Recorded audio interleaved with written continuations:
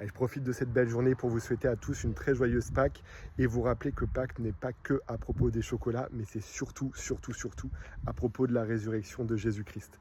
Et ce qui est beau dans cet événement, dans la résurrection du Christ, c'est que ça peut répondre à énormément de questions existentielles qu'on peut tous se poser. La première des premières questions, c'est est-ce qu'il existe une vie après la mort? Et la réponse est que oui, il y a une vie après la mort. Jésus-Christ en est revenu et il continue à vivre alors qu'il est mort. Et son sacrifice a permis à tous de pouvoir ressusciter. Et un jour aussi, nous tous, nous aurons la capacité de revivre après la mort. Et donc je trouve que c'est un message très réconfortant à toutes les personnes qui ont perdu un être cher, qui se disent est-ce qu'un jour je le reverrai?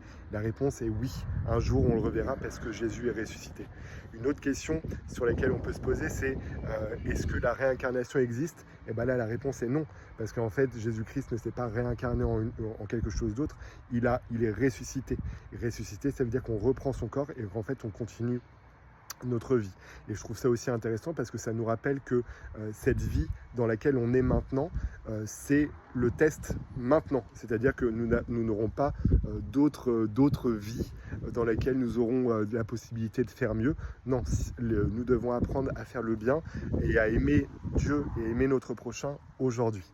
Donc voilà, je vous invite très fortement à étudier la résurrection et la vie de Jésus-Christ dans sa globalité, parce que, encore une fois, ça peut répondre à énormément de questions auxquelles on peut se poser et ça peut nous apporter la paix et la véritable joie.